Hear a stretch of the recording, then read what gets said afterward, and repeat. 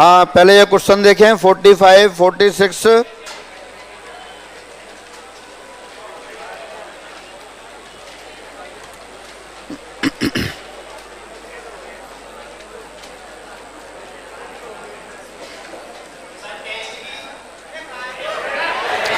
अरे आप शोर मत करो, जो पूछना है उसको पूछने दो।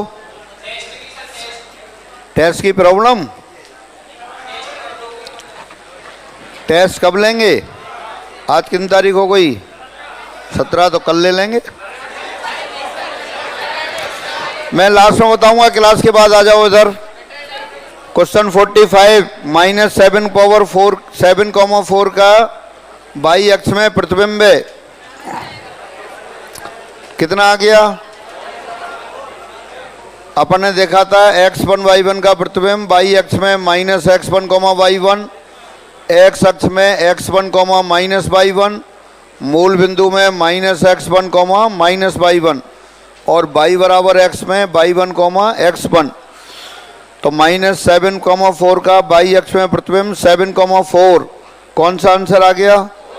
4। 5,7 का मूल बिंदु के सापेक्ष -5, -7 और 3,4 का रेखा y बराबर x के सापेक्ष 4,3 और 4,6 का रेखा y बराबर -x के सापेक्ष -6, -4। कोई भी लाइन x अक्ष की धनात्मक दिशा से थीटा कोण बनाती है। सपोज लाइन AB है, तो इसकी प्रवणता लेते हैं अपन स्लोप ऑफ AB, ये हो जाता है टेंजेंट थीटा।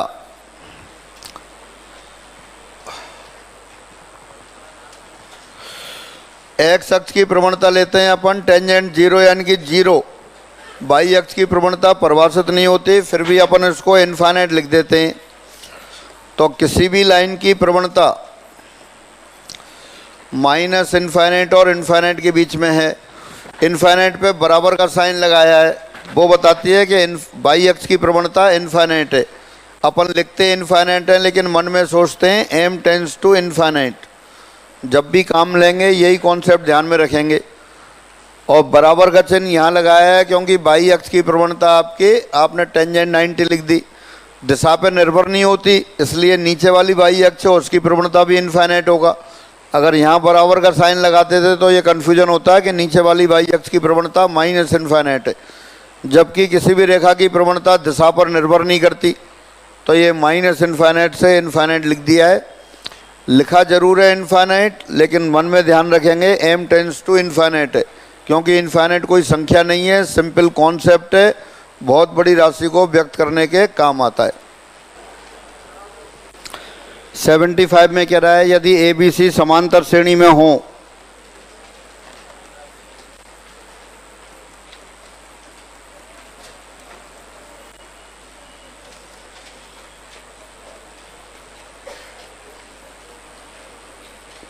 ABC समांतर श्रेणी में है तो a-2b + c बराबर 0। रेखा AX + 2BY + C बराबर 0।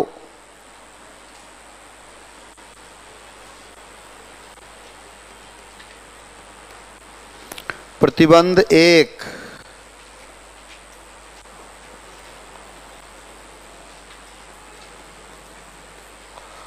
बताता है कि रेखा, अब पेन छोड़ दो जरा,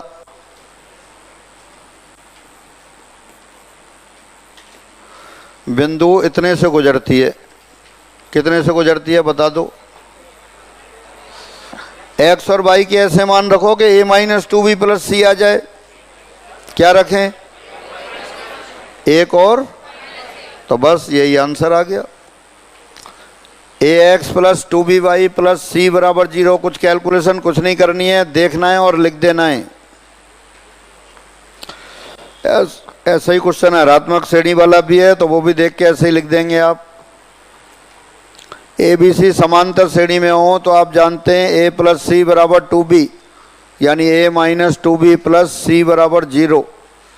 तो इस प्रतिबंध की सहायता से देखने से ही कह सकते हैं आप, निरीक्षण द्वारा इंस्पेक्शन, कि लाइन ए एक्स प्लस 2by प्लस सी बराबर 0 बिंदु 1 और -1 से गुजरती है।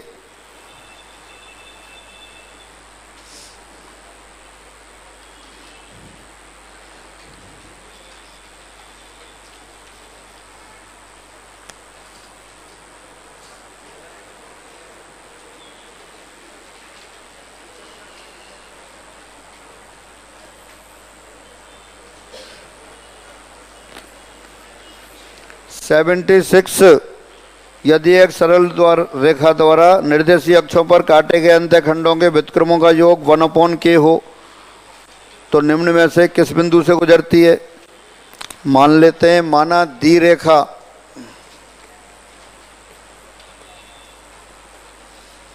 x/a प्लस y/b बराबर 1 है।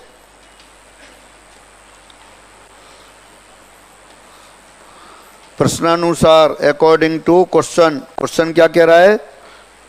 निर्देशीय अक्षों पर काटे गए अंतःखंडों के व्युत्क्रमों का योग, इंटरसेप्ट कौन से हैं? ए और बी, उनके रेसिप्रोकल 1/a 1/b। तो 1/a प्लस 1/b क्या दे रखा है? 1/k। इसके मतलब k/a प्लस k/b बराबर 1। तो देख के बता दो ये रेखा एक किससे गुजरती है? किससे? बस, तो यही आंसर हो गया। तो देयरफॉर रेखा 1 एक्स और वाई की जगह क्या रखें कि ये आ जाए? के रख दो। रेखा 1 बिंदु k, से गुजरती है। कोई कैलकुलेशन नहीं है, देखना है, लिखना है।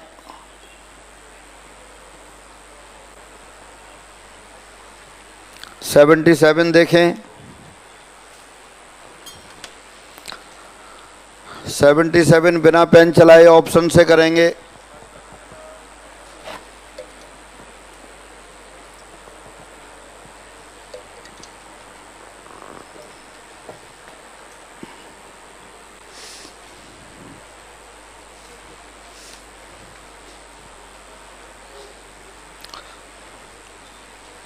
फ्री हो गए?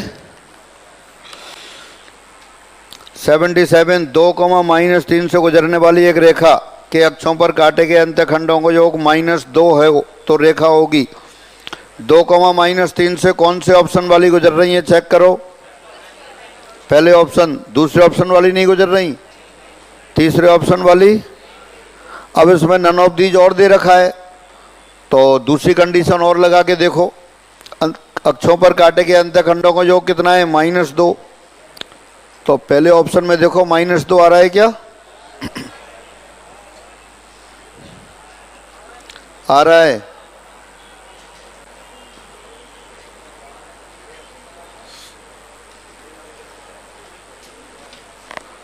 विकल्प 1 में दी रेखा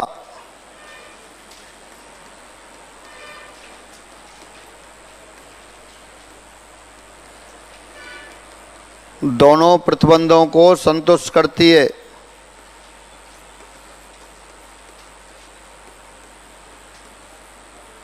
इसलिए यही सही उत्तर है।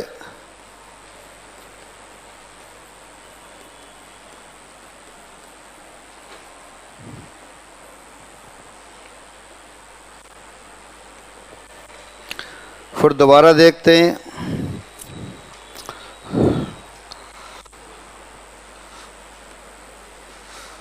रेखा जिसके द्वारा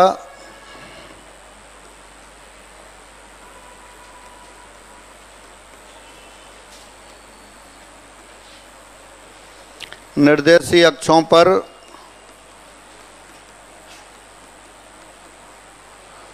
काटे गए अंतःखंडों का योग -2 हो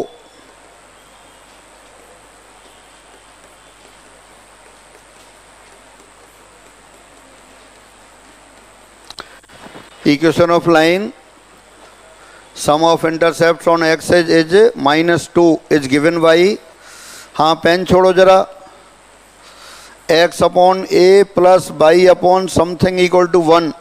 अब y/something क्या लिखें कि दोनों का योग -2 हो जाए? क्या लिखें? a -2 तो गलत बता दिया। और सही करो। अरे दोनों अंतःखंडों का योग -2 होना चाहिए, तो -a -2। एक्स इंटरसेप्ट कितना दिख रहा है? a। अब a में क्या जोड़ें कि -2 आ जाए? अरे कैलकुलेशन करनी है क्या?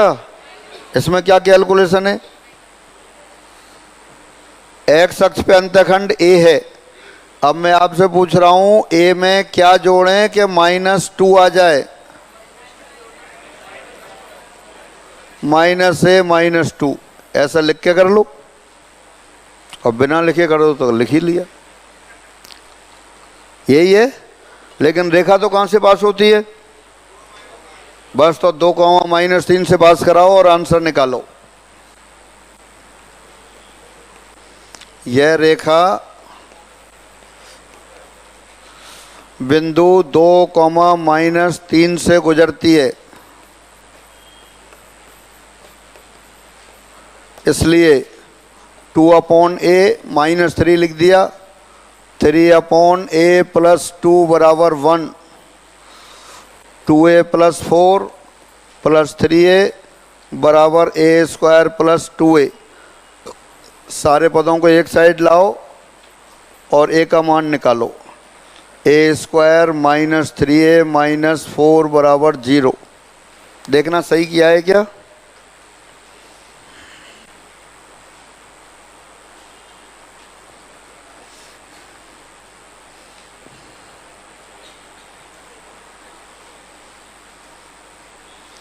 कैलकुलेशन सही किया है क्या?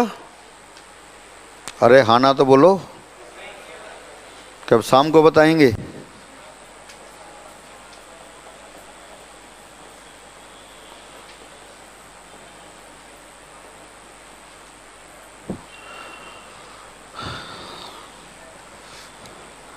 नंबर डाल देता हूं यहाँ। a का मान समीकरण 1 में रखने पर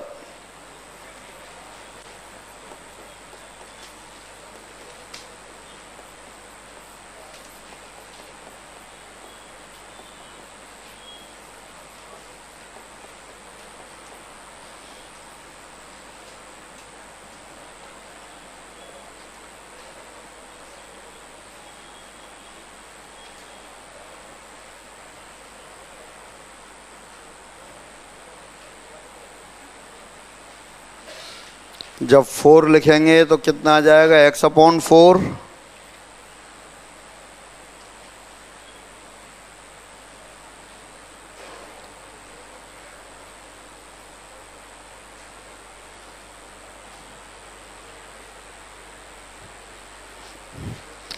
तो जैसे जैसे कहा वैसे कर दिया आपने।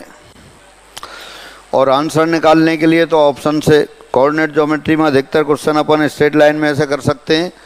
जिन प्रतिबंधों को संतुष्ट करने वाला आंसर जिस ऑप्शन में दे रखा होता है, दिए प्रतिबंधों को संतुष्ट करने वाला जिस ऑप्शन में दे रखा होता है वही आंसर लिख देते हैं।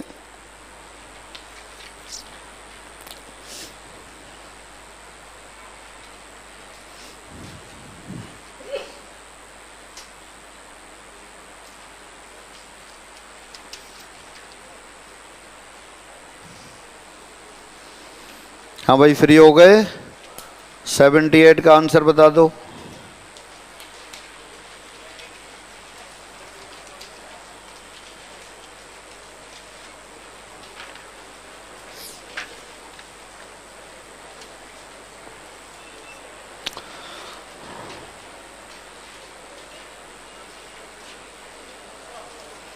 सेवेंटी 78 तो आ गया, पहले किया है आपने। अक्षों के मध्य का भाग x1 y1 पर समद्विभाजित होता है, तब इस रेखा का समीकरण x/2x1 + y/2y1 = 1, या उसको लिख दिया x/x1 + y/y1 = 2 हो गया। 79 का भी आंसर बता दो।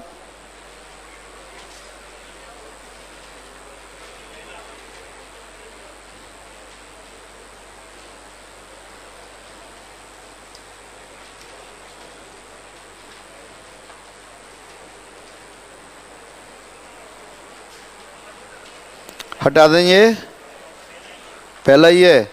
हाँ भाई, देखना 79 का पहला बता रहे हैं।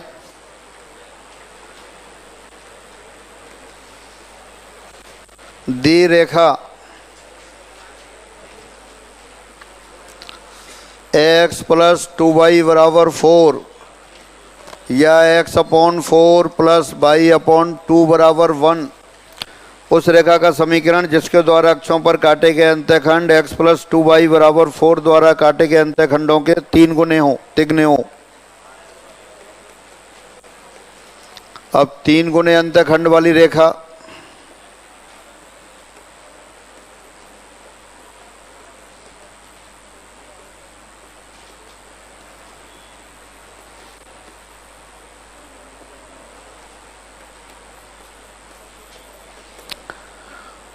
हाँ, 3 गुने कितने हो गए? 4 का 3 गुना 12 और 2 का 3 गुना 6, 12 से गुणा कर दिया।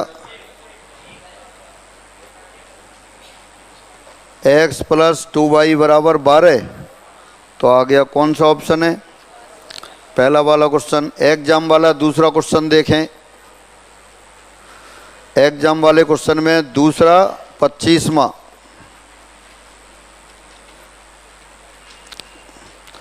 दूसरा 25वां 85वां एग्जाम वाले क्वेश्चन में।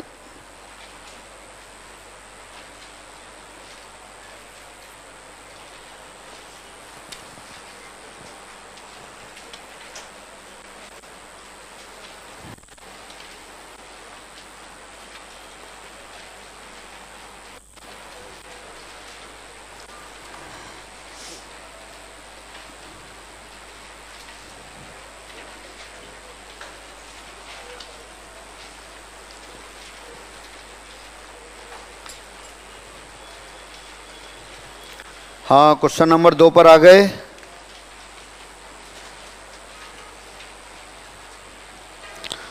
और घर से पढ़ के आ रहे हैं, नहीं आ रहे हैं? क्वेश्चन क्या कर रहे हैं? नहीं आ रहे हैं? जो नहीं आ रहे हैं तो फिर वैकेंसी आ गई है, फिर दोबारा सेवाएं लेनी पड़ेंगी तुम्हें। हाँ, सब पढ़ के आओ, सारे क्वेश्चन 2-2 बार पढ़ो। क्या आ गई? रीट आ गई? हाँ, रीट आ गई, तब भी स्ट्रेट लाइन करनी है। आ जाओ आ जाओ, इधर आ जाओ। हाँ, देखिए दूसरे में क्या है? 2,0 और 3,1 को मिलाने वाली रेखा ए के सापेक्ष वामावर्त दिशा में 15 डिग्री से घुमा दी जाती है। तो नई स्थिति में रेखा का समीकरण ए हो गया 2,0, बी हो गया 3,1। स्लोप ऑफ ए बी की प्रवणता 1, तो देयरफॉर एंगल बी ए एक्स बराबर 45 डिग्री। पेन रोको सब लोग। ए बी की प्रवणता कितनी हो गई? 1 हो गई। 1 हो गई तो ये एंगल कितना हो गया? 45 डिग्री। अब कह रहा है ए के सापेक्ष घुमा दिया। कितना घुमा दिया? 15 डिग्री और घुमा दिया। 15 डिग्री घुमा दिया तो ये एंगल कितना हो गया? 60 डिग्री। तो बस नई स्थिति में रेखा की प्रवणता कितनी लिखें? बस तो लिख दो, आंसर आ गया।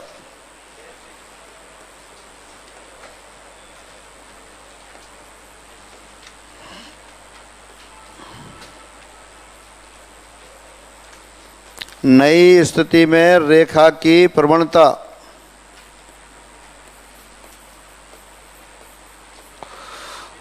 बराबर टेंजेंट 60 √3। देयरफॉर रेखा का समीकरण, रेखा किस बिंदु से पास होती है भाई? अरे रेखा कौन से बिंदु से पास हो रही है? किससे? ए बी दोनों से नहीं, ए से बी। तो बी तो घूम गया, पहले ए बी रेखा थी, अब और घूम गई, तो ए तो वही है। क्यों? ए के सापेक्ष घुमाया है, तो रेखा पे 2,0 पॉइंट है, तो ये आंसर आ गया।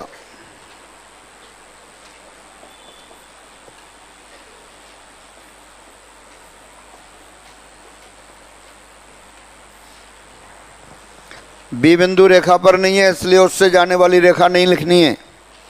ए के सापेक्ष वामवर्त दिशा में एंटी क्लॉकवाइज डायरेक्शन में पॉजिटिव डायरेक्शन में घुमा दिए। पहले रेखा एक्स अक्ष से 45 डिग्री का कोण बना रही थी, अब 15 डिग्री और घुमा दी तो 45 प्लस 15 60 डिग्री। तो रेखा की प्रवणता हो गई टेंजेंट 60√3। रेखा का समीकरण लिखने के लिए आपको एक बिंदु और प्रवणता की आवश्यकता होती है। बिंदु दे रखा है 2,0, प्रवणता आपने निकाल ली √3, तो रेखा का समीकरण आ गया।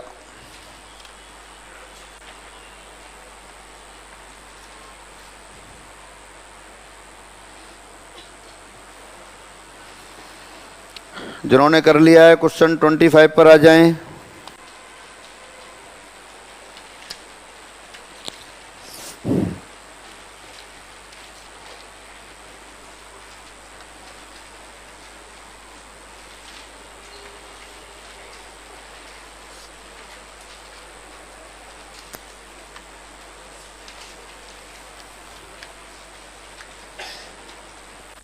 क्वेश्चन 25, एक रेखा बिंदु 2,2 से गुजरती है तथा अक्षों से लैम्डा क्षेत्र परबद्ध है। और अक्षों के साथ मिलकर त्रिभुज बनेगा तो उसका क्षेत्रफल लैम्डा आ जाएगा। रेखा द्वारा अक्षों पर काटे गए अंतःखंड जिस समीकरण के 2 मूल हैं वह है। मान लेंगे अक्षों पर अंतःखंड ए और बी हैं, तो आपको वह समीकरण बनानी है जिसके मूल ए और बी हों। ए और बी मूल वाली समीकरण तो जानते हैं आप, x² minus A plus B times x plus A B बराबर 0, यही होता है। तो बस आपको तो a प्लस बी और ए बी की आवश्यकता है, तो समीकरण आ जाएगा। दोबारा पढ़ते हैं। एक रेखा बिंदु 2,2 से गुजरती है तथा अक्षों से लैम्डा क्षेत्र परबद्ध है। माना दी रेखा x/a प्लस y/b बराबर 1 ये है।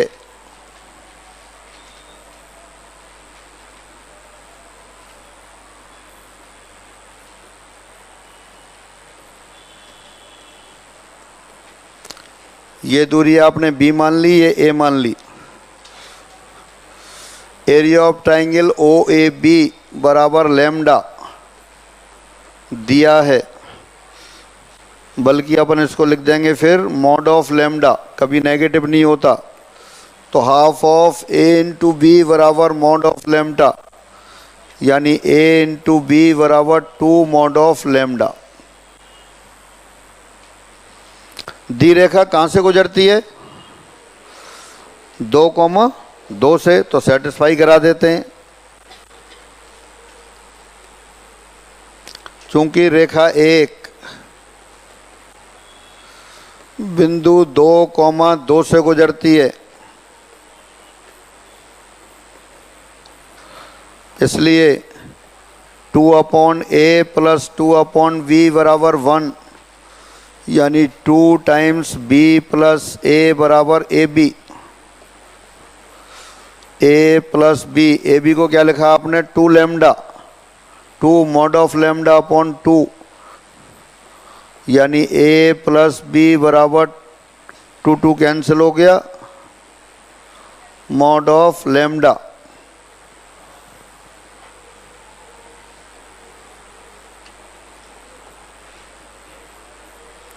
अब a और b मूलों वाली समीकरण,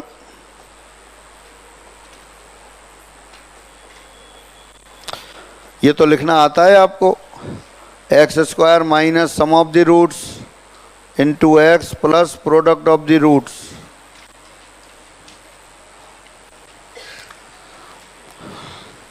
a और b मूलों वाली समीकरण, x² माइनस मूलों का योग इंटू x प्लस मूलों का गुणनफल।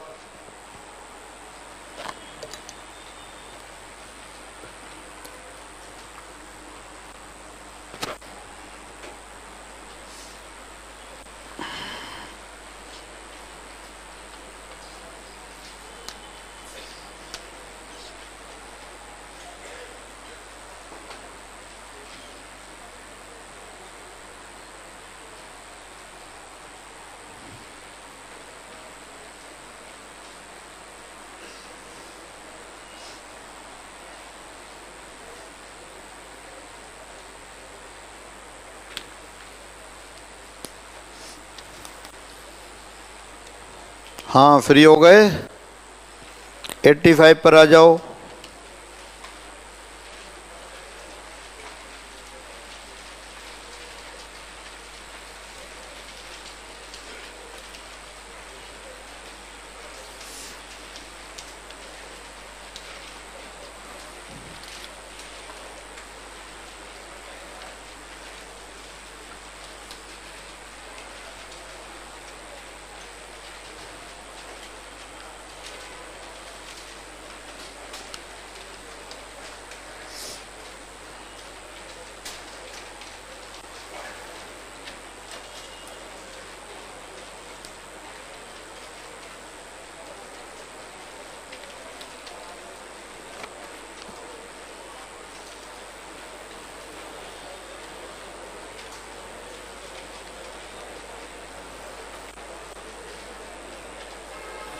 एट्टी फाइव, यदि बिंदु A0, 0B और 1, 1 संरेखीय हों, एक ही रेखा पर हों, कोलिनियर हैं, तो 1/A प्लस 1/B बराबर है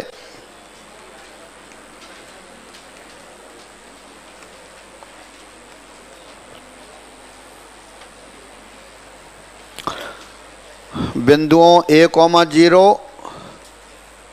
और 0,B से जाने वाली रेखा का समीकरण x/A प्लस y/B बराबर 1, यही होगा। बिंदु 1,1V इसी रेखा पर है,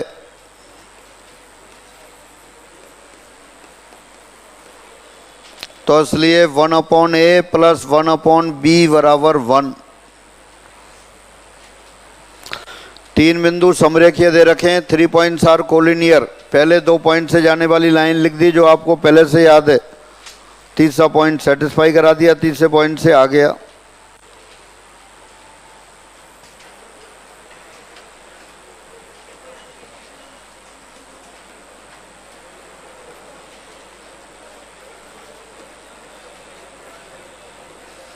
दिए समबाहु त्रिभुज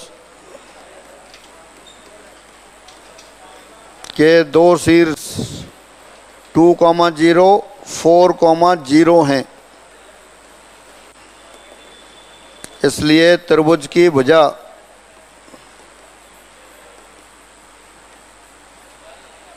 दो होगी।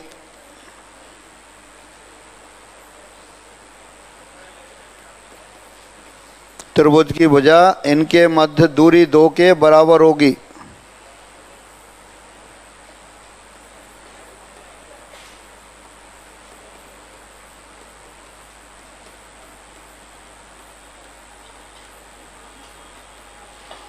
इसलिए त्रिभुज का क्षेत्रफल अब पहले पाद में हो, तीसरा शीर्ष चौथे पाद में हो, उससे कोई लेना देना नहीं है, वो तो वैसे ही लिख दिया है कंफ्यूज करने को आपको। √3/4 × 2² यानी कि √3 वर्ग इकाई।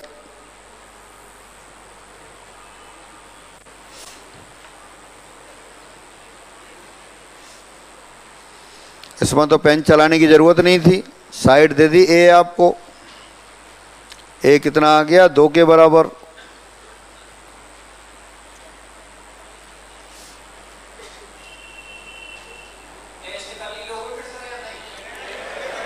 काय का टेस्ट लेना है? अब क्या 2 टॉपिक का एक साथ लेंगे? कौन सा डू है अपना? परमुटेशन बाइनोमियल और द्विघात समीकरण, और वो आधी सीट थी तो द्विघात समीकरण उसी के संग मिला देंगे। स्टैटिक्स अलग लेंगे। हाँ बताओ मत, सूचना सुन लिया करो, फिर डायरेक्शन मत दिया करो। अभी उसकी प्रॉब्लम कर लो, फिर अगले दिन ले लेंगे। अभी ये एक दिन में हो जाती है, जहाँ तक है एक दिन नहीं तो 2 दिन हो जाएगी, तो फिर उसके बाद टेस्ट ले लेंगे। अब जिस दिन थ्योरी हो जाएगी अगले दिन टेस्ट है उसका। जिस दिन स्ट्रेट लाइन की है थ्योरी कंप्लीट हो जाएगी सीट वाली, दूसरे दिन टेस्ट। कल हो जाएगी तो परसों, परसों हो जाएगी तो अगले दिन। टेस्ट बताया था, आप बोला मत करो, सुना करो, बोलने में सुनना रह जाता है। परमुटेशन, बाइनेमल और द्विघात समीकरण। अच्छा, प्रॉब्लम रह गई है। हाँ, तो प्रॉब्लम जिस दिन हो, इसके बाद प्रॉब्लम के अगले दिन टेस्ट। अभी ये स्ट्रेट लाइन की थ्योरी करा दूंगा, मोस्ट प्रॉब्ली कल हो जाएगी, कल नहीं होगी तो परसों हो जाएगी, ठीक है। और प्रॉब्लम कल भी ले आना, उसकी हो जाएगी तो फिर प्रॉब्लम लगा देंगे। कल तो नहीं होगी, खैर परसों ले आना, और प्रॉब्लम के अगले दिन फिर टेस्ट ले लेंगे। बता दिया है सबको? हाँ, इधर आ जाओ। क्वेश्चन 50। हाँ, बातें बंद करो, बहुत बढ़िया क्वेश्चन है। बिंदु, अरे बातें बंद करो। बिंदु P 3,1, Q 6,5 और R X, Y इस प्रकार हैं कि एंगल PRQ बराबर 90 डिग्री। एंगल PRQ 90 डिग्री है। इसका मतलब R बिंदु PQ को व्यास मानकर खींचे गए वृत्त पर है। देखना ऐसा ही होगा क्या? दोबारा से, तीन बिंदु P 3,1, P के coordinate 3,1, Q 6,5, R X, Y इस प्रकार हैं कि एंगल PRQ बराबर 90 डिग्री। अगर PQ को व्यास मानकर वृत्त खींचा जाए तो वृत्त पर किसी भी बिंदु को P और Q से मिला दें तो 90 डिग्री का ही कोण तो बनेगा, जानते हैं ये। फिर आगे और पढ़ते हैं। त्रिभुज RPQ का क्षेत्रफल 7 वर्ग इकाई है, तो ऐसे R बिंदुओं की संख्या होगी। अब यहाँ PQ की लंबाई और बता दो आप, कितनी? 5, बिल्कुल ठीक है। इसका मतलब व्यास बराबर 5, डाईमीटर यानी कि वृत्त की त्रिज्या कितनी हो गई? 5/2, ढाई, 2.5।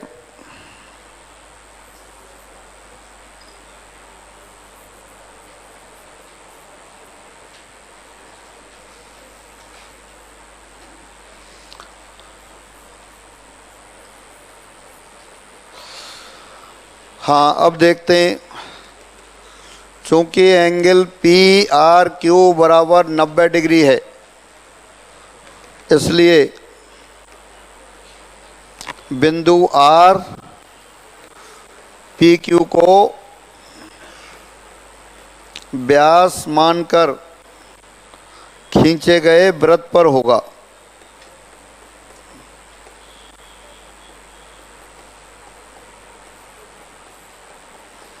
Since angle PRQ equal to 90 degree, therefore R lies on a circle drawn on PQ as diameter.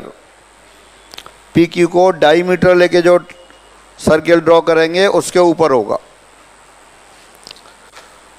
चूंकि area of triangle PQR equal to 7। अब एक मिनट पेन छोड़ दो जरा, बताओ साथ साथ। यहाँ त्रिभुज का क्षेत्रफल क्या लिखेंगे? Half base into height. Height के लिए क्या किया आपने? R से इस पर लंब डाल दिया,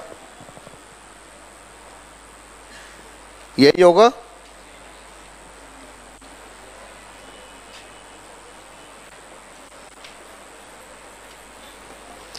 अच्छा, PQ आपने बताया 5 है, तो 5 इंटू RM बराबर 14, यानी कि RM बराबर 14/5, यानी कि RM बराबर 2.8। ये तो त्रिज्या से भी ज़्यादा हो गई। इसका मतलब RM ग्रेटर देन रेडियस। और ऐसा कौन सा सर्किल पे पॉइंट होगा जिससे व्यास पर हम डालें रेडियस से बड़ा आ जाए? होगा क्या? कोई नहीं होगा। इसलिए R जैसे बिंदुओं की संख्या 0, जो कि संभव नहीं है।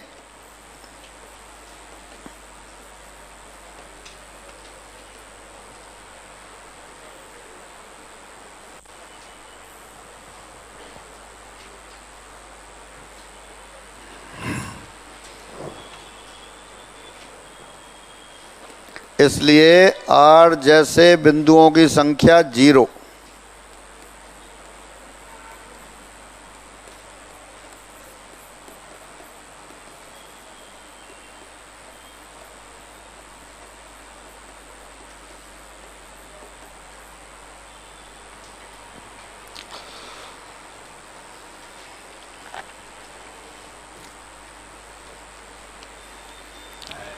एक बार हाँ बोलें।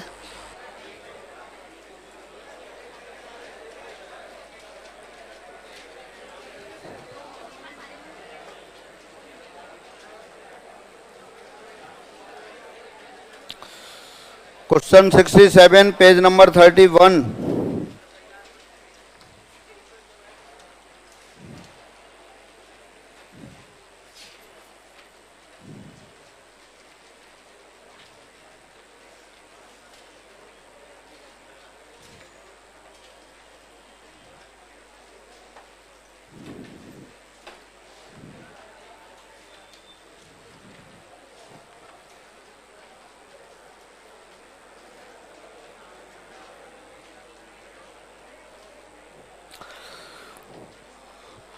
हाँ 67 में क्या आंसर आ गया?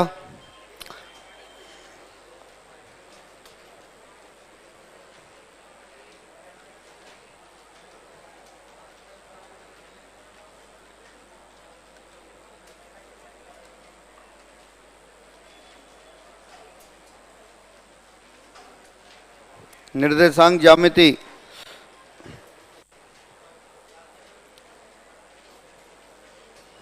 दी रेखा का समीकरण।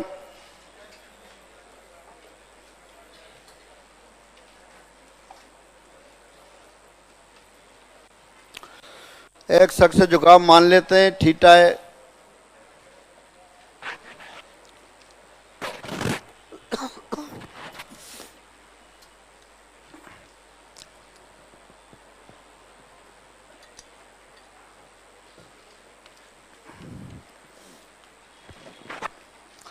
माना इस रेखा का एक्स अक्ष से झुकाव थीटा है, तो देयरफॉर टेंजेंट थीटा बराबर स्लोप ऑफ द लाइन। इसकी स्लोप कितनी हो गई?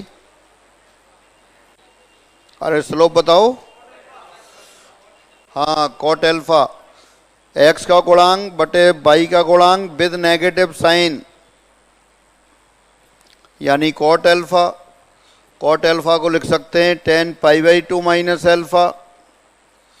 तो कितना हो गया? थीटा बराबर pi by two minus alpha. ये झुकाव हो गया। आपसे पूछा था सरल रेखा x cos alpha minus y sin alpha बराबर पी का एक्स अक्ष से झुकाव है। तो एक्स अक्ष से झुकाव मान लिया आपने थीटा है, तो टेंजेंट थीटा स्लोप हो गई। स्लोप आप जानते हैं एक्स का गुणांक बटे बाई का गुणांक विद नेगेटिव साइन, तो टेंजेंट थीटा आपने बता दिया कॉट एल्फा। तो थीटा बराबर pi by two minus alpha. 73 इस रेखा के द्वारा बाई अक्ष पर काटे गए अंतःखंड।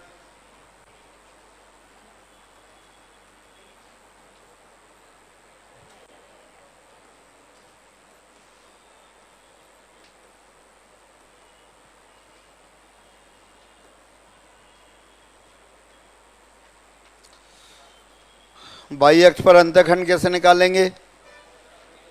एक्स बराबर 0 रख दो।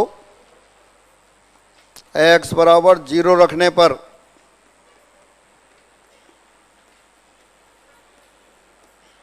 बाई बराबर कितना आ गया? 3। तो देयरफॉर बाई अंतःखंड 3 आ गया।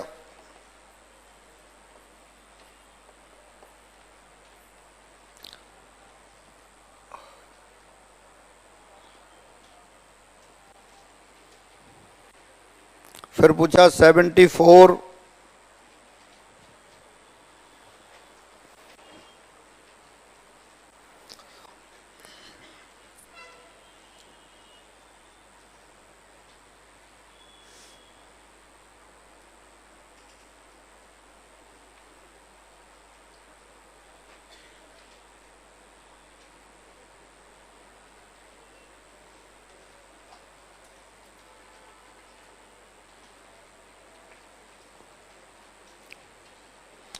74 में दे रखा है वक्र एक्स स्क्वायर प्लस 2x पर स्थित दो बिंदुओं जिनके भुज 1 एवं 3 को मिलाने वाली रेखा की प्रवणता है।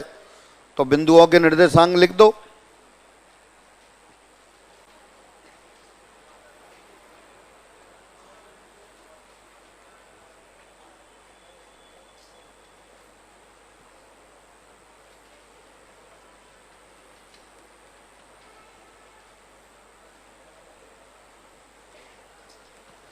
वक्र y बराबर एक्स स्क्वायर प्लस 2x पर दिए बिंदु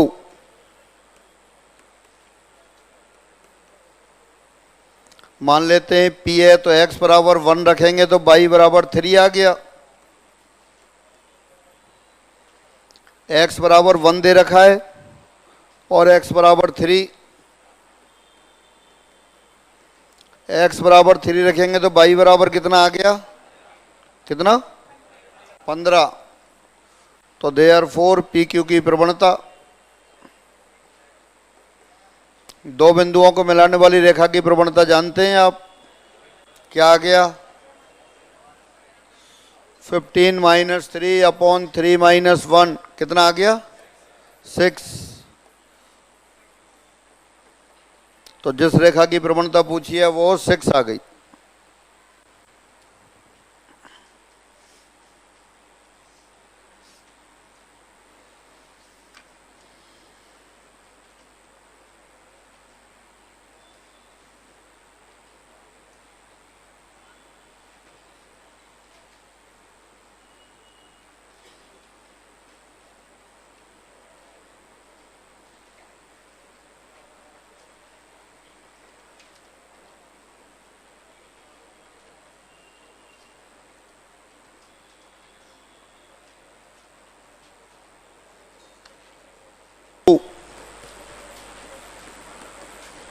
लिखना नहीं है, समझना है। इसकी प्रवणता कितनी है, इसकी प्रवणता 1, इसलिए इस रेखा के द्वारा x अक्ष से बनने वाला कोण कितना हो गया। जिन्होंने नहीं किया है वो लिखे नहीं, बाद में लिखेंगे। इस रेखा के द्वारा x अक्ष से बनने वाला कोण 45 डिग्री।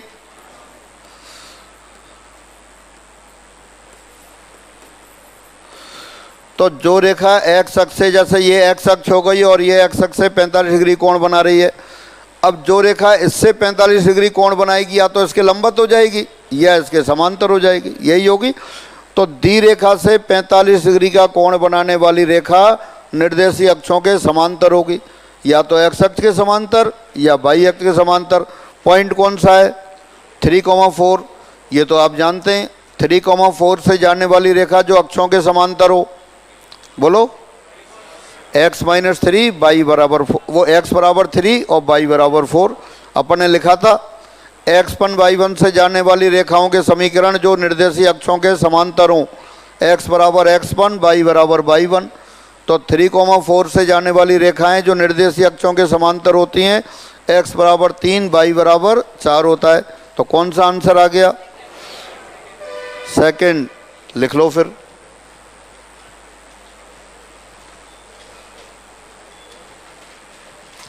इस रेखा द्वारा x अक्ष से बनने वाला कोण 45 डिग्री होगा।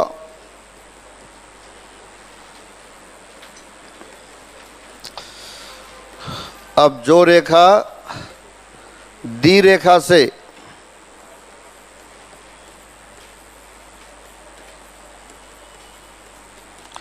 पैंतालीस डिग्री का कोण बनाएगी,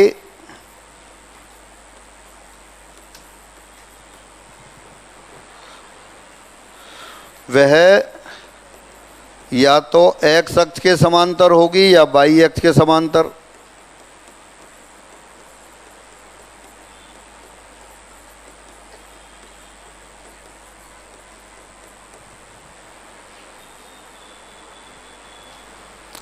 इसलिए अभिष्ट रेखाएं, देयरफॉर रिक्वायर्ड लाइंस,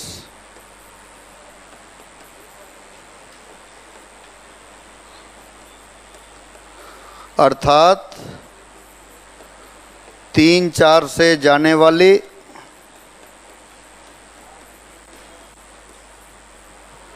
एवं निर्देशीय अक्षों के समांतर रेखाएं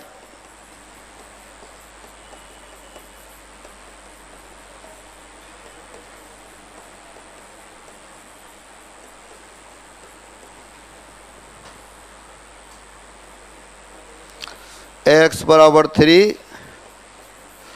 और y बराबर 4 होंगी।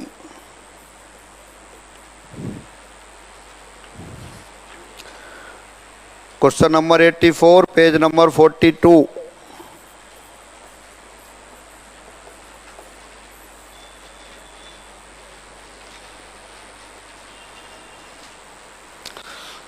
दी रेखा से दिया कोण बनाने वाली और x1 y1 से जाने वाली रेखाएं लिख रहे हैं आप।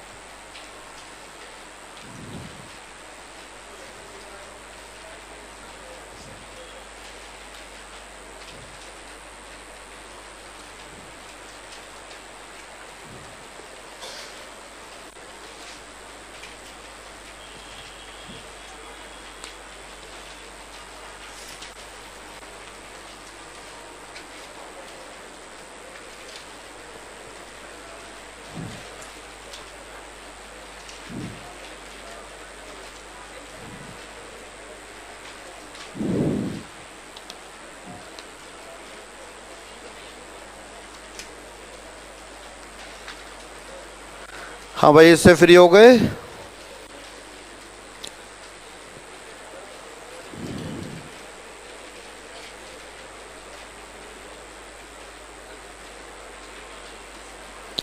एट्टी फोर 3 - 2 से गुजरने वाली और रेखा √3x + y = 1 से 60 डिग्री का कोण बनाने वाली रेखाओं के समीकरण है। पहले तो आप वैसे ही देख लो 3, -2 से कौन सी पास हो रही हैं। तो y = -2 पहला, दूसरा, तीसरा, चौथा। y = -2 से तो चारों ऑप्शन वाली पास हो रही हैं। अब 3, -2 से और देखो, पहले ऑप्शन वाली देखना 3, -2 से पास हो रही है क्या? 3√3 - 3√3 हो रही है। और दूसरी वाली, दूसरी भी हो रही है क्या? -2 ये भी हो रही है। ये तो गड़बड़ हो गई, फिर तरीके से ही कर लो। हाँ, अब देखें, पेन बाद में चलाएंगे, वैसे ही करते हैं। दी रेखा कौन सी है?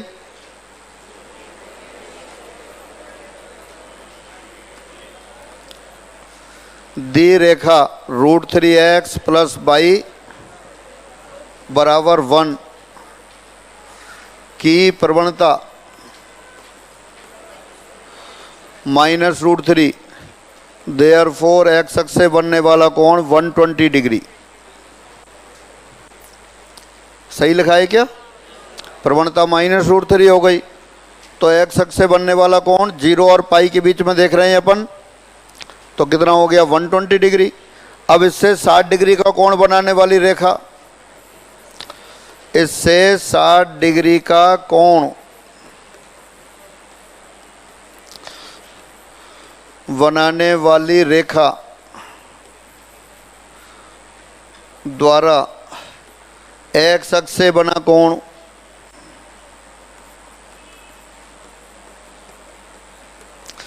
क्या होगा? थीटा + अल्फा या थीटा - अल्फा, यही लिखेंगे। 120 डिग्री + 60 डिग्री और 120 डिग्री - 60 डिग्री, अर्थात 180 डिग्री और 60 डिग्री। जो x अक्ष से 180 डिग्री बनाएगी वो तो x अक्ष के समांतर हो गई। तो एक रेखा x अक्ष के समांतर, तो 3, -2 से जाने वाली x अक्ष के समांतर, तो y = -2 हो गई। और एक रेखा x अक्ष से 60 डिग्री का कोण बनाएगी, तो y - y1 = tangent 60 x - x1 लिख सकते हैं। लिख दो फिर।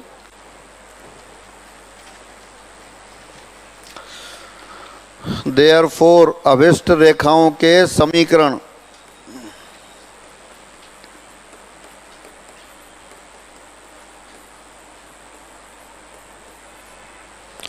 y माइनस -2 बराबर टेंजेंट 180 इंटू एक्स -3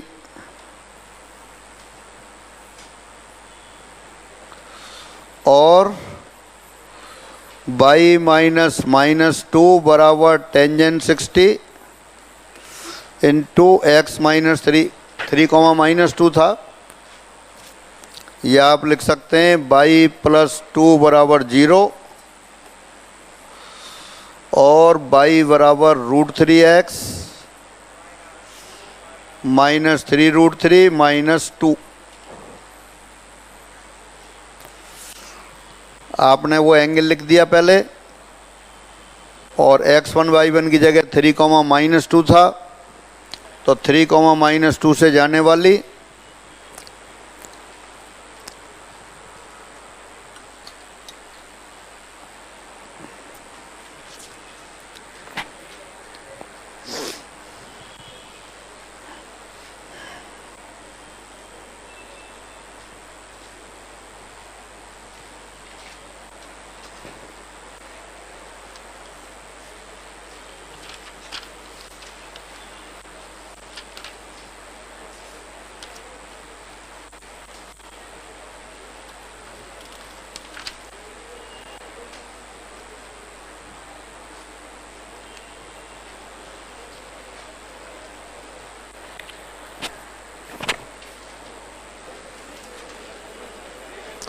देखिए 97 पे कौन सी रेखाएं लिखी थी, फिर भी लिख देता हूं।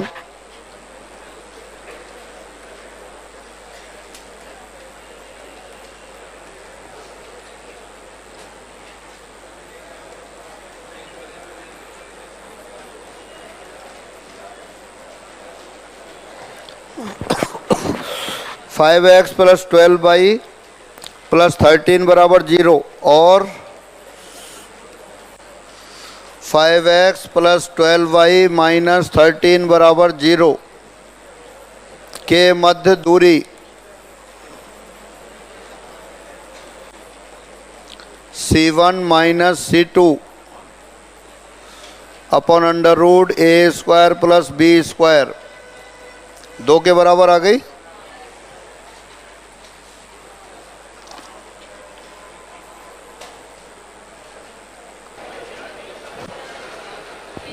हाँ, पेज नंबर 27 पर कोई क्वेश्चन 1 से 10 तक। थर्ड,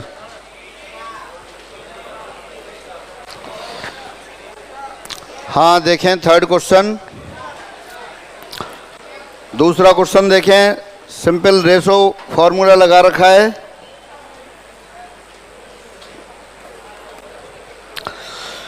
एक त्रिभुज के शीर्षों के निर्देशांक capital A x1 y1, capital B x2 y2, capital C x3 y3 हैं।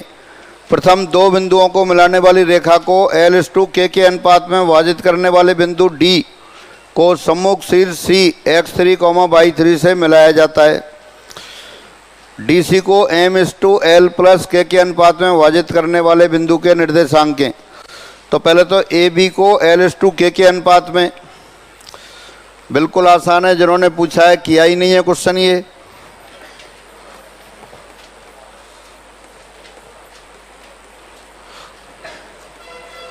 D L/K के अनुपात में, तो D के कोऑर्डिनेट क्या हो गए, Lx2 + Kx1 upon L + K, यही होंगे।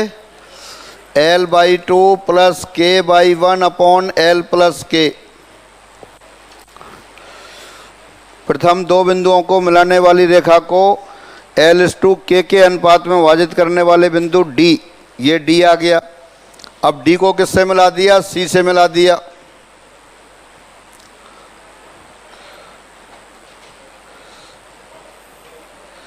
ये बिंदु C हो गया। C के निर्देशांक क्या हैं, x3, y3। CD को किस अनुपात में मिला रहे हैं, DC। DC को ले रहे हैं M/L + K के अनुपात में। ये मान लिया E पॉइंट आ गया, तो E के कोऑर्डिनेट लिख देते हैं सीधे।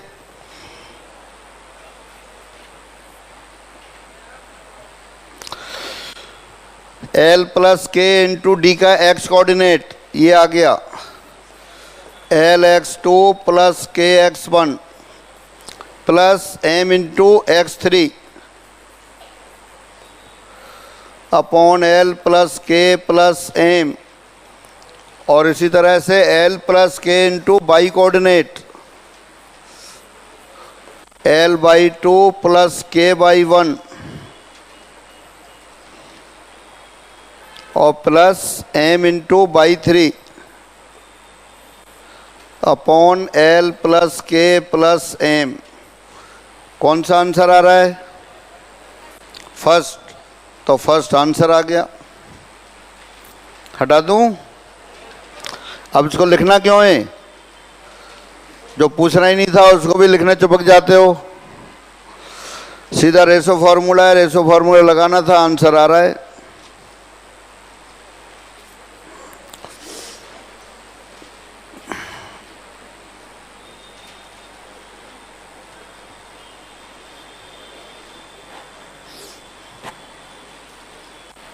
जैसे जैसे कहा बिल्कुल उसी तरह से कर दिया। ए बी को L/K के अनुपात में विभाजित करने वाला बिंदु D निकाला, फिर DC को M/L प्लस K के अनुपात में विभाजित करने वाला बिंदु E लिख दिया और अपने आप आंसर आ गया। KX1 plus LX2 plus MX3 upon K plus L plus M।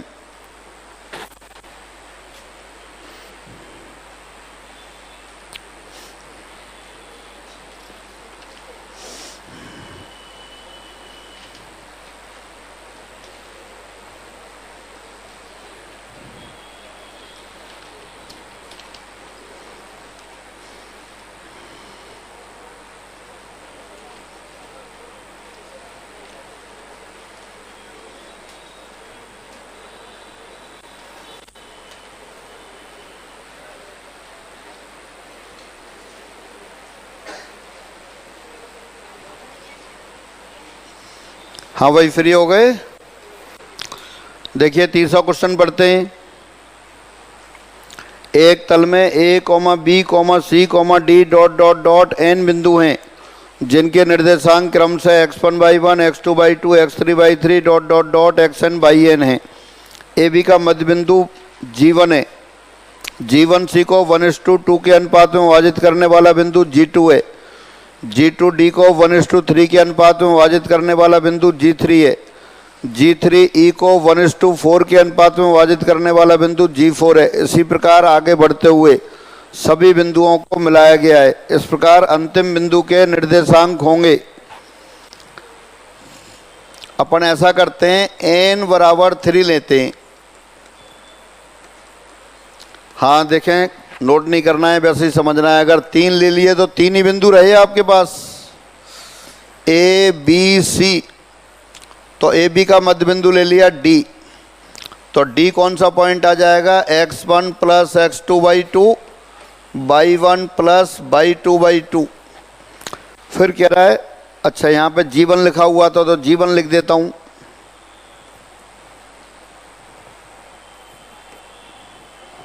ये G1 पॉइंट आ गया। फिर कहा है G1C को 1:2 के अनुपात में, G1C ये 1:2 के अनुपात में विभाजित करने वाला बिंदु G2 है। अगर देखें तो ये AB की तो मध्य का होगा, AB का तो मिड पॉइंट है। मध्य बिंदु को सामने वाले बिंदु से मिलाते हैं तो वो तो केंद्रक, वो मध्य का हो गई। और मध्य का G1C को 1:2 या कह दो CG1 को 2:1, CG1 को 2:1 के अनुपात में काटने वाला बिंदु, ये क्या होता है? क्या होता है? केंद्रक होता है।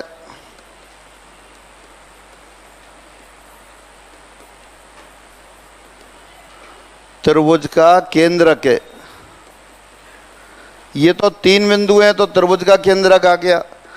4 बिंदु होंगे तो टेट्राहेड्रन चतुष्फलक हो जाएगा। इसी तरह से आगे। दरअसल ये जो परिभाषा दे रखी है, n बिंदुओं से बनने वाले निकाय का केंद्रक है, centroid of the system of n point. दोबारा देखें, a और b का मध्य बिंदु लिया, मध्य बिंदु को c से मिला दिया और CG1 को 2:1 के रेशो में डिवाइड किया तो केंद्रक आ गया।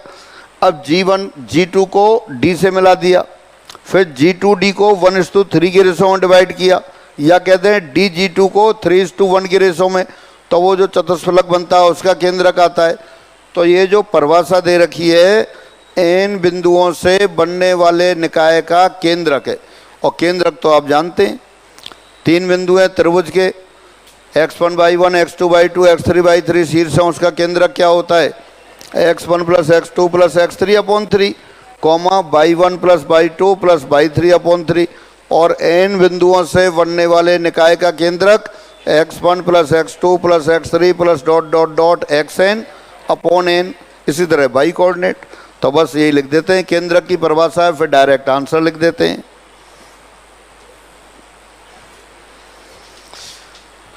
इसी प्रकार जब n बिंदु होंगे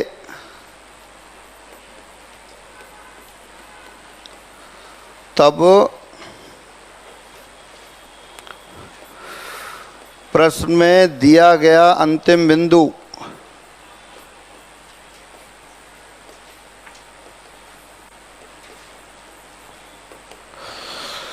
n बिंदुओं से बनने वाले निकाय का केंद्रक है, या n बिंदुओं के अंतिम बिंदु दिए n बिंदुओं के निकाय का केंद्रक होगा।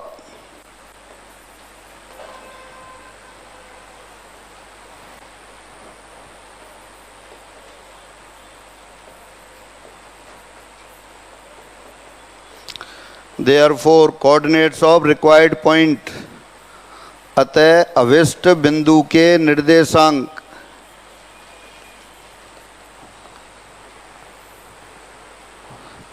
वो मैं इधर लिख देता हूं।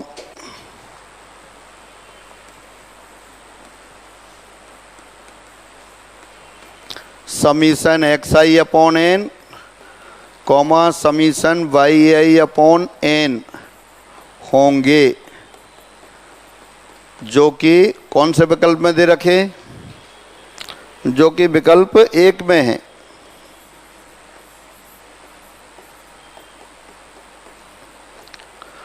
तो ये क्वेश्चन करने के लिए बिल्कुल पेन चलाने की आवश्यकता नहीं है, आपने उसको पढ़ा और पढ़ते ही आपने फिर बता दिया कि ये n बिंदुओं से बनने वाले सिस्टम का सेंट्रोइड है, काय का केंद्रक है, और केंद्रक के निर्देशांक जानते हैं, इसलिए आपने डायरेक्ट लिख दिया।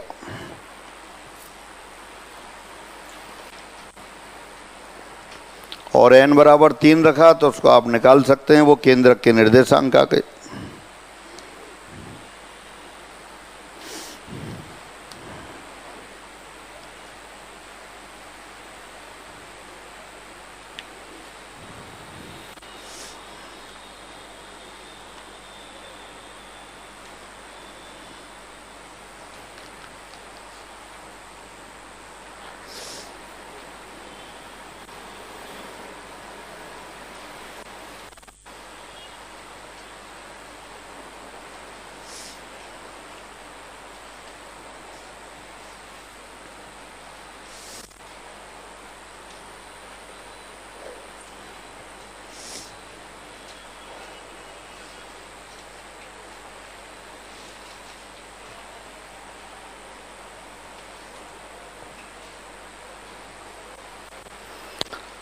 हाँ भाई, फ्री हो गए? अब 10 तक कोई क्वेश्चन हो तो वो बता दें।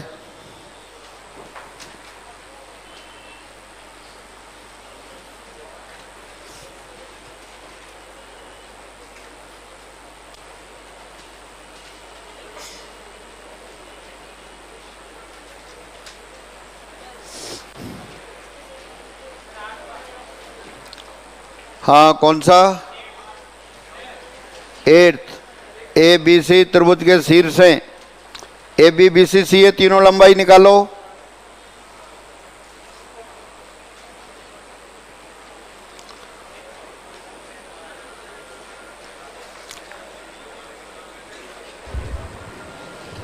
Sir 6 number.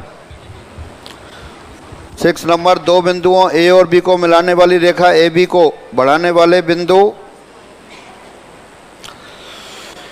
रेखा मिलाने वाली रेखा ए बी को बढ़ाने वाले बिंदु सी, बढ़ाने वाला बिंदु सी इस प्रकार है कि ए सी बराबर 2BC।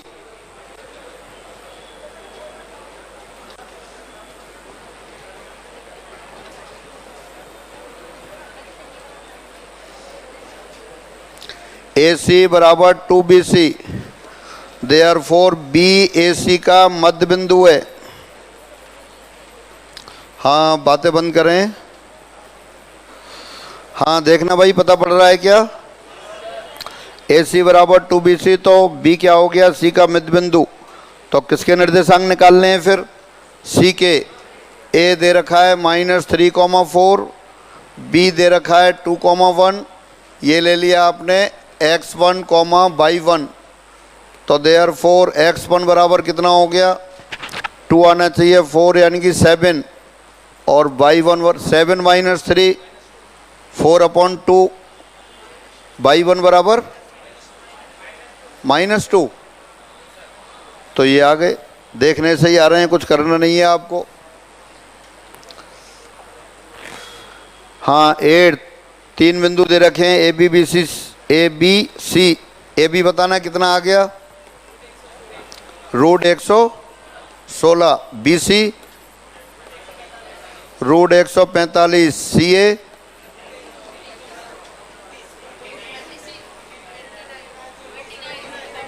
$29। तो ये कितना हो गया फिर? वर्गों का योग हो गया। अब सिंस बी सी स्क्वायर बराबर A B square plus A C square, तो देयरफॉर एंगल ए = 90 डिग्री, यही हुआ। तो कौन सा त्रिभुज हो गया? समकोण त्रिभुज हो गया।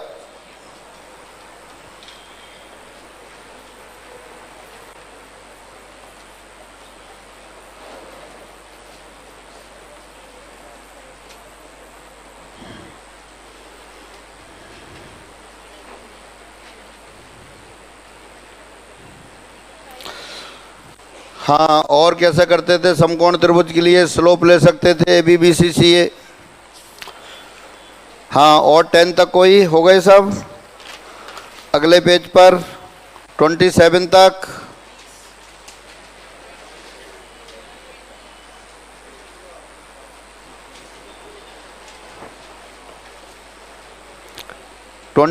तक कोई क्वेश्चन? 20 22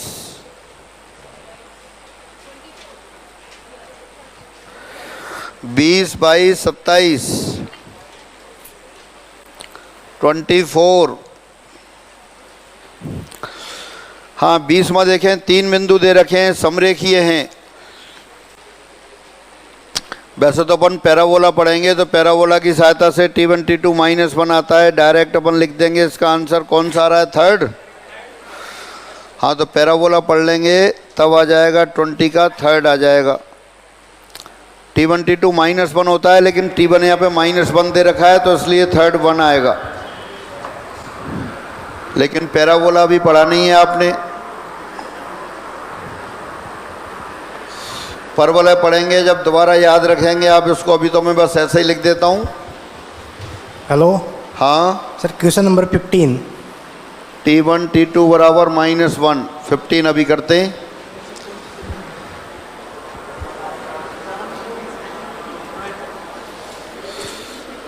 अब ये आपको समझ में नहीं आएगा, पैराबोला पढ़ लेंगे तब समझ में आएगा। अभी ऐसे ही छोड़ दो।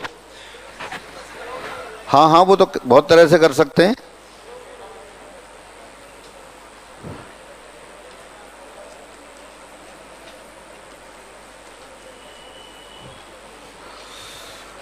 मान लेते हैं दिए बिंदु a, 0 b AT1 square -2AT1 और C AT2 square 2AT2।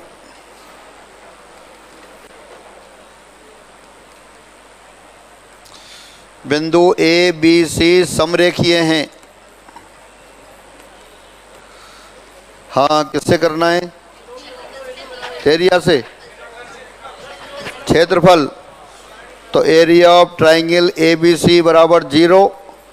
This implies half, half हटा दिया, A01 AT1 square minus 2AT1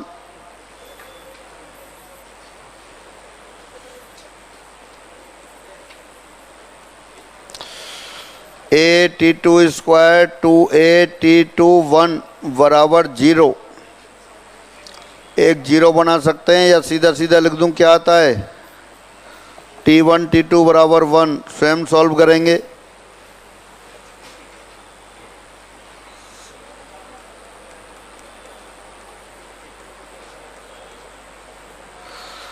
slope of AB बराबर स्लोप ऑफ AC। समरेखीय हैं तो उनकी प्रवणताएं बराबर होंगी। AB की स्लोप बताना, minus 2AT1 minus 0 upon AT1 square minus A। AC की स्लोप लिखते हैं 2AT2 minus 0 upon AT2 square minus A। 2A cancel हो गया, ऊपर नीचे A से A कैंसिल हो गया, कितना बचा, minus T1, left hand side से मल्टीप्लाई कर दिया, T2 स्क्वायर माइनस 1, और फिर हो गया ये T2 T1 स्क्वायर माइनस 1। देखना सही लिखा है क्या। सभी को एक ही साइड ले लेते हैं, तो T1 T2 square plus T2 T1 square, और ये प्लस T1 माइनस T1 और ये माइनस T2 बराबर 0। पहले दोनों से T1 T2 कॉमन लिया, T2 प्लस T1 आ गया, और यहाँ से माइनस कॉमन लिया, T1 प्लस T2 बराबर 0। T1 प्लस T2 से डिवाइड कर दिया, तो T1 T2 माइनस 1 बराबर 0, T1 T2 बराबर 1।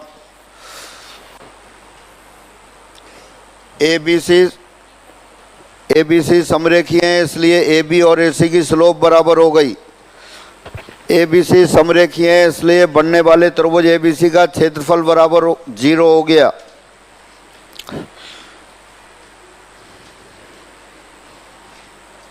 और पैराबोला से आप डायरेक्ट कर सकते हैं, वो अपन डिस्कस करेंगे फिर पैराबोला के समय पे।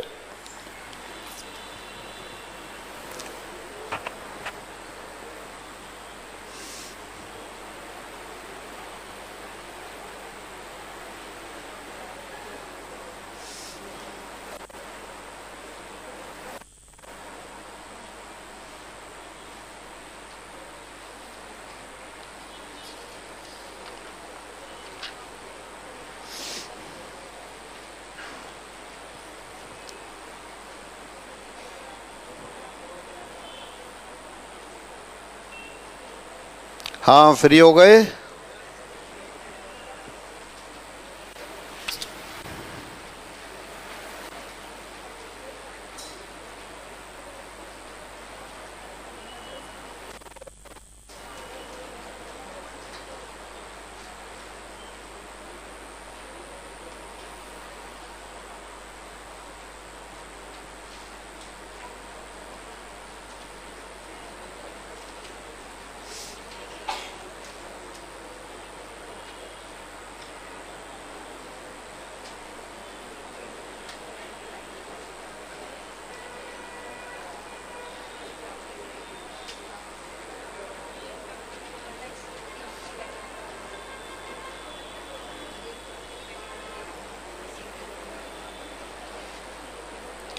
हाँ भाई, फ्री हो गए। अब इसमें पहली लाइन लिख के फिर लास्ट लाइन लिख लिया करो, बीच वाली कैलकुलेशन घर पे करो। तुम सारी लाइन लिख लिख के ले जाते हो। क्वेश्चन नंबर 15,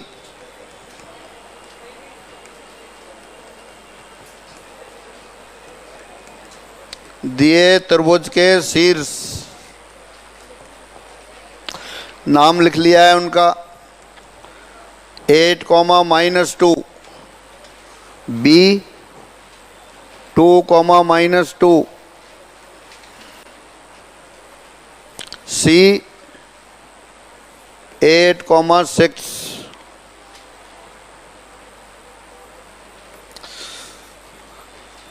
हाँ, पेन छोड़ो जरा। Slope of A B 0, slope of A C infinite. Pen चलाने की जरूरत नहीं है, वैसे ही दिखाई दे रहा है। देखो जरा, x1 y1 x2 y2 को मिलाने वाली रेखा की प्रवणता y2 minus y1 upon x2 minus x1। अगर बाई कोऑर्डिनेट समान है तो कहाँ होगा वो? x अक्ष के समांतर।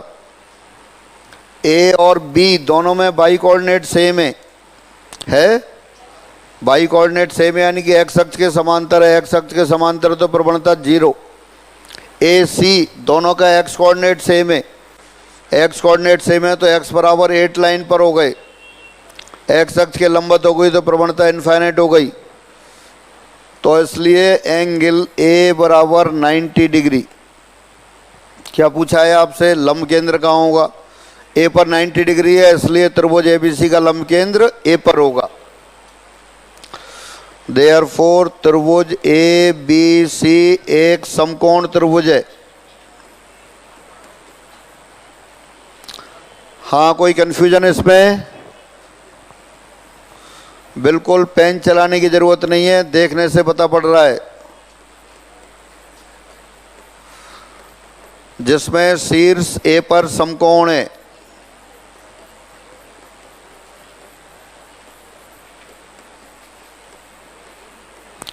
इसलिए त्रिभुज ABC का लंब केंद्र कहाँ हो गया? A 8,-2 पर है।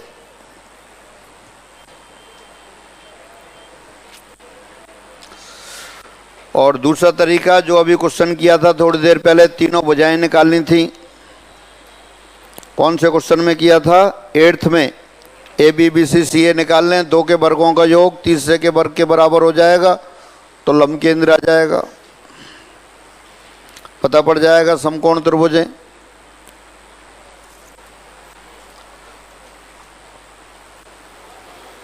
और एक पॉइंट को प्लॉट करके भी देख सकते हैं आप।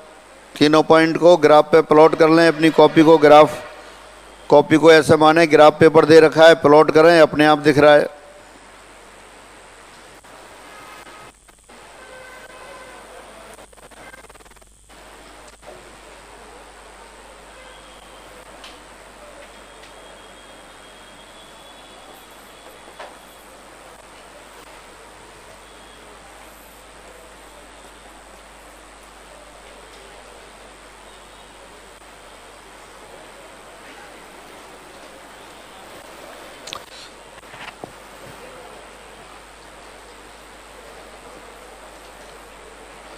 अभी अगले पेज पे बनाता हूँ, गलत बना दिया था फिगर। हाँ, 90 एंगल ना हो तो परिभाषा से एक शीर्ष से सामने वाली भुजा के जैसे ए है, ए से BC पर लंब डाल देंगे, B से CA पर लंब डाल देंगे, 2 लंबों की समीकरण निकाल देंगे, दोनों को सॉल्व करेंगे, आंसर आ जाएगा। बड़ा क्वेश्चन हो जाता है, ऑब्जेक्ट टाइप में आते नहीं है। वैसे इसको भी आप बड़ा कर सकते हैं। हाँ भाई, फ्री हो गए? देखिए दोबारा देखते हैं, इन्हीं को पॉइंट को प्लॉट करते हैं अपन। X axes origin y axes, x बराबर 8 लाइन ले ली पहले आपने।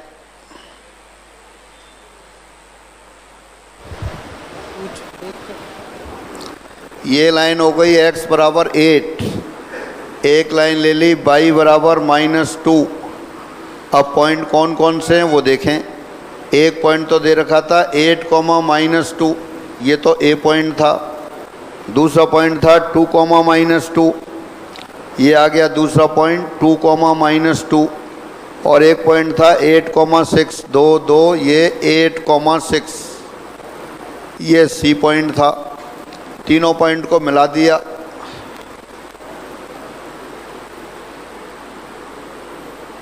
तो ये ट्राइंगल बन गया आपका ABC। अब सी पर समकोण, ए पर समकोण दिखाई दे रहा है, इसलिए ए लंब केंद्र हो गया। ये अपन ने क्या किया, उन पॉइंट को प्लॉट कर दिया। क्वेश्चन के लिए आवश्यकता नहीं है, बस जो आपने बनाया है कि ए पर लंब केंद्र है वो अपन ने वेरीफाई किया है कि फिगर से भी दिखाई दे रहा है। सर ये बिना फिगर के कैसे पता चलेगा समकोण है? अभी बिना पेन चलाए बताया था ना, एक रेखा की प्रवणता 0 और एक रेखा की प्रवणता इनफाइनाइट, यानी कि एक रेखा एक्स अक्ष के समांतर और एक रेखा एक्स अक्ष के लंबवत। ये थोड़ा सा अपना समय लगाएंगे और दिमाग लगाएंगे। देखें दोनों पॉइंट में बाई कोऑर्डिनेट सेम दिखाई दे रहा है, -2 x1 y1 x2 y2 को मिलाने वाली रेखा की प्रवणता y2 - y1 upon x2 - x1। अगर बाई कोऑर्डिनेट सेम होगा तो प्रवणता 0 हो गई। एक्स अक्ष की प्रवणता 0 होती है, समांतर रेखाओं की प्रवणता बराबर होती है, तो जिस रेखा की प्रवणता 0 है वो एक्स अक्ष के समांतर हो गई। हाँ दोबारा, वो अपने तरीके से कर सकते हैं, जो मैं बता रहा हूँ उसमें कोई कन्फ्यूजन हो वो पूछो। हाँ बाई कोऑर्डिनेट समान है, बाई कोऑर्डिनेट समान है तो क्या हो गया, रेखा बाई एक्स अक्ष के समांतर हो गई दोनों को मिलाने वाली। एक्स कोऑर्डिनेट समान है तो रेखा की प्रवणता इनफाइनाइट हो गई, इनफाइनाइट हो गई तो वो बाई अक्ष के समांतर होती है। जब आपको बिना पेन चलाए पता पड़ रहा है कि दो बिंदुओं को मिलाने वाली रेखा एक्स अक्ष के समांतर और दूसरे दो बिंदुओं को मिलाने वाली रेखा बाई अक्ष के समांतर है, तो इससे और आसान कैसे करेंगे, लंब केंद्र बन रहा है। हाँ आगे 22वां, ये हटा दें। 22वां देखें, एक आयत के सम्मुख शीर्ष 1,3 5,1 है, यदि शेष दोनों शीर्ष सरल रेखा इस पर हो तो सी का मान है। बेहद आसान। देखें आयत मान लिया ये है ABCD, रेखा दे रखी है y बराबर 2x + c 1,3। अच्छा ये पता नहीं है इस पे है कि नहीं है, दो पॉइंट बना दिए 1,3 5,1। आयत के शीर्ष दूसरी रेखा ये रही, इस रेखा का समीकरण क्या दे रखा है, ये फिगर ऐसे नहीं बनाना है, दिमाग में ही बनाना है बस। तो दूसरा विकर्ण जो होगा, दोनों विकर्ण मध्य बिंदु पर मिलते हैं, तो BD का मध्य बिंदु इस रेखा पर होगा और BD का मध्य बिंदु है वो AC का भी मध्य बिंदु है, तो बस लिख देंगे।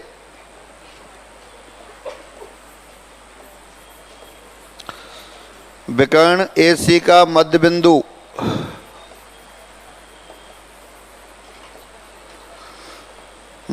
मान लेते हैं E, क्या आ गया, कितना 3,2 BD पर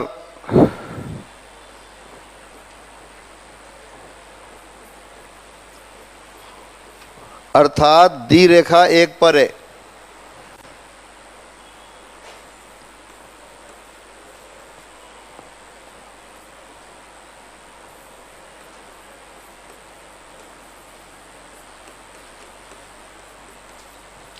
इसलिए संतुष्ट करा दिया 2 6 + c, तो c बराबर -4 आ रहा है आंसर।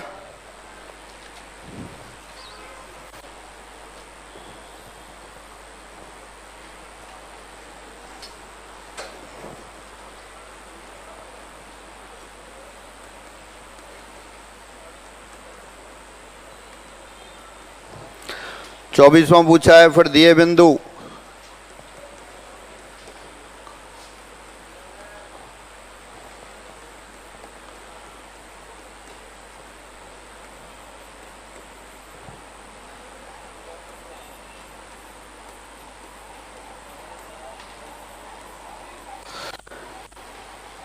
हाँ 24वें में पूछा है कि दिए बिंदु कैसे हैं, समरेखीय हैं, समांतर चतुर्भुज के शीर्ष हैं, आयत के शीर्ष हैं, वर्ग के शीर्ष हैं।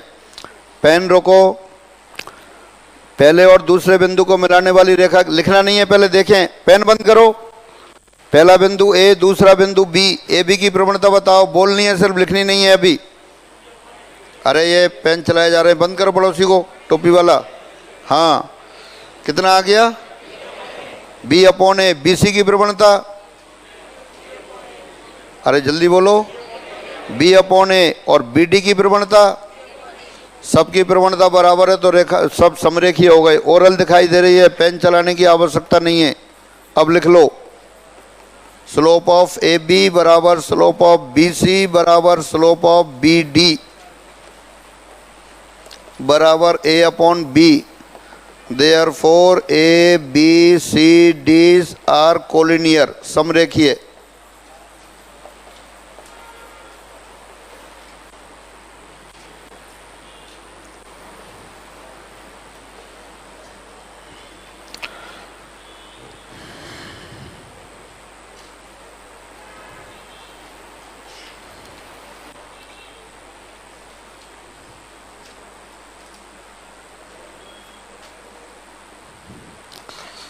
थोड़े ऑब्जर्वेशन लगाना है, बस निरीक्षण द्वारा ही देखना है कि प्रवणताएं समान आ रही हैं।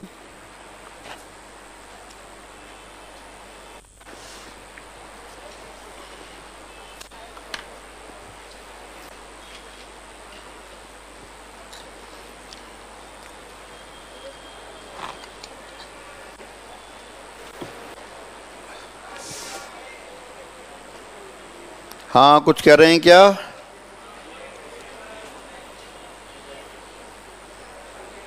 हाथ खड़ा करो।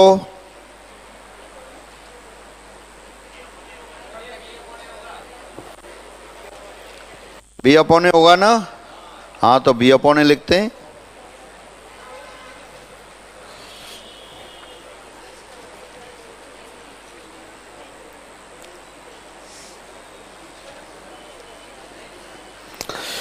हाँ भाई, फ्री हो गए?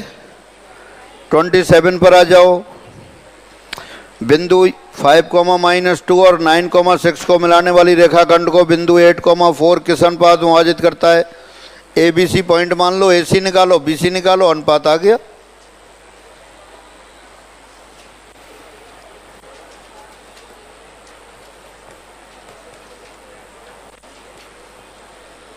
दिए बिंदु ए 5,-2, B 9,6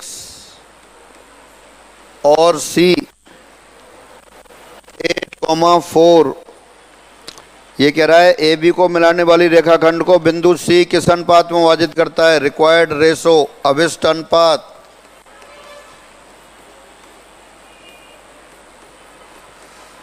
A C is to B C. कितनी आई ए सी दूरी बता दो? अरे बोलो। 3, 6, 36, 36 और 9 कितना? रूट 45 और नीचे BC 1 और 2 रूट 5, तो ऊपर तो हो गया 3√5, नीचे √5, यानी कि 3:1।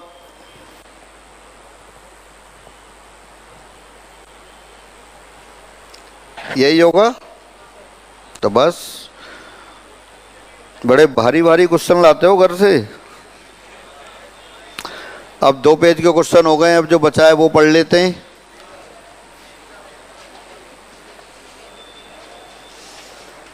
हाँ, पिछली क्लास में किया था, उसमें कुछ पूछना है? घर पे टाइम मिलता है क्या पढ़ने को, रिवाइज करने को? नहीं मिलता है? बहुत बढ़िया है, तो जिनको मिलता है उनको करने दो। ऊपर वाला जो जो तुम बोलते हो वही तथास्तु कर देता है। हाँ, जिनको नहीं मिलता है तो ऊपर वाला सुन लेता है तथास्तु। हैं? मिलता है? संडे को मिलता है तो संडे को ठीक है। हाँ, अब देखो,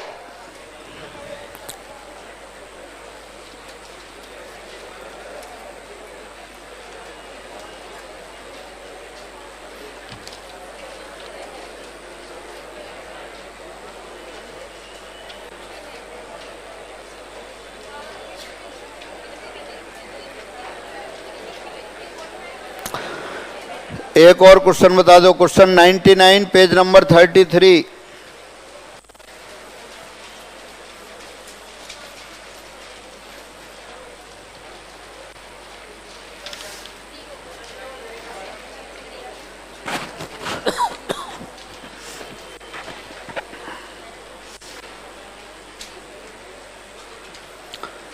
रेखाओं पहली, दूसरी और तीसरी से बनने वाले त्रिभुज का क्षेत्रफल है।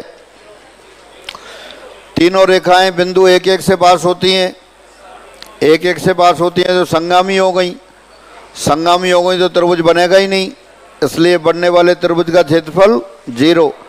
लिखते हैं सब लोग। दी हुई तीनों रेखाएं 1 से गुजरती हैं। ये कैसे पता पड़ रहा है 1 से गुजरती हैं? अरे पता पड़ रहा है क्या? पढ़ रहा है? हाँ, तीनों गुणांकों का योग 0 है तीनों रेखाओं में, तो तीनों रेखाएं 1 से गुजरती हैं, इसलिए संगामी है, त्रिभुज नहीं बनेगा, इसलिए त्रिभुज का क्षेत्रफल 0।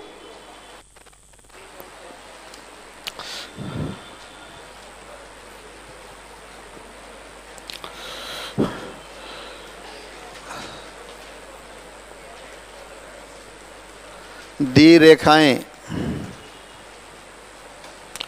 2x माइनस बाई प्लस 4 बराबर 0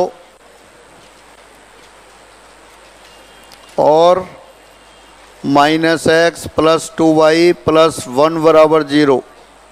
देखना सही लिखा है क्या मैंने? हाँ, दोबारा से देखो, सही है। अपन ने क्या किया, C1 C2 पॉजिटिव रख दिया है। अब A1 A2 plus B1 B2 देखें, 2 इंटू माइनस 1 और माइनस 1 इंटू 2 कैसा आ गया? नेगेटिव आ गया। इसका मतलब राइट साइड में प्लस चिन्ह लेंगे तो न्यून कोण का अर्धक आएगा। न्यून कोण का अर्धक पूछा है तो न्यून कोण का निकालो, राइट साइड में प्लस चिन्ह लिख दो। भाई C1 C2 तो आपने पहले से प्लस बना लिए और A1 A2 plus B1 B2 check कर लिया। क्या चेक कर लिया आपने कि A1 A2 plus B1 B2 negative आ रहा है। नेगेटिव आ रहा है तो समीकरण के राइट साइड में प्लस चिन्ह लेने पर जो अर्धक आएगा वो न्यून कोण का अर्धक आएगा। अब दी रेखाओं के मध्य न्यून कोण का अर्धक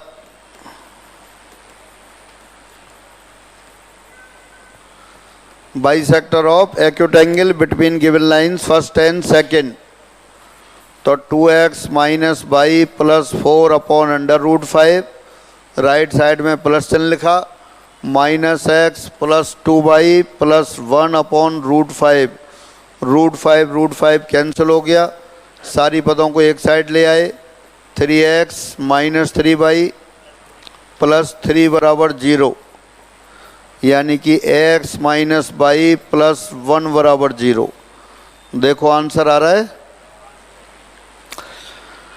अब इसको चेक करो आया सही भी आया कि नहीं है।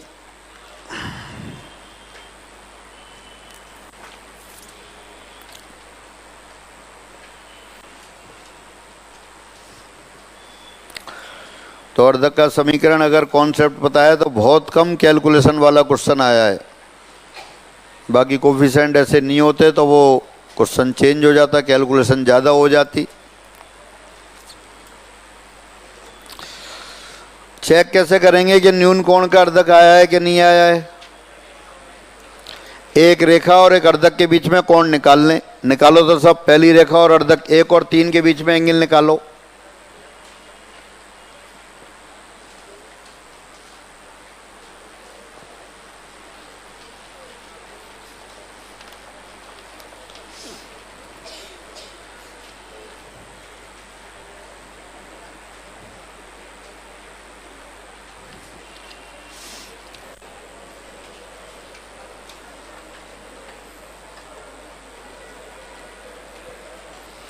रेखा 1 की प्रवणता कितनी है भाई? रेखा 1 की प्रवणता 2, और अर्धक 3 की प्रवणता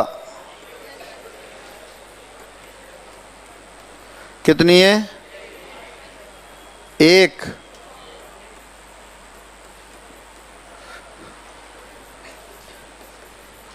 इनके मध्य कोण थीटा हो तब टेंजेंट थीटा बराबर 2 - 1 अपॉन 1 + 2 × 1 1/3 लेस देन 1। इसलिए अर्धक 3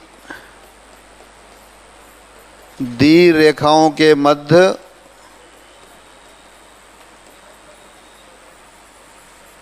न्यून कोण का अर्धक है।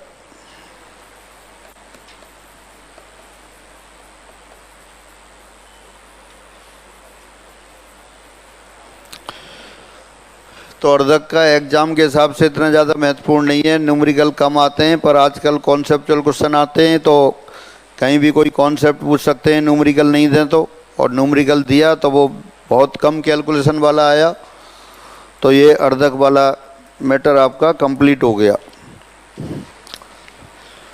इन्हीं क्वेश्चंस को करेंगे जो मैंने कराए, उन्हीं क्वेश्चंस को चेक कर लेंगे। अधिक कोण का अर्धक, न्यून कोण का अर्धक, मूल बिंदु वाले कोण का अर्धक, मूल बिंदु विहीन कोण का अर्धक, जो आपने पढ़ा है उसके हिसाब से चेक कर लेंगे।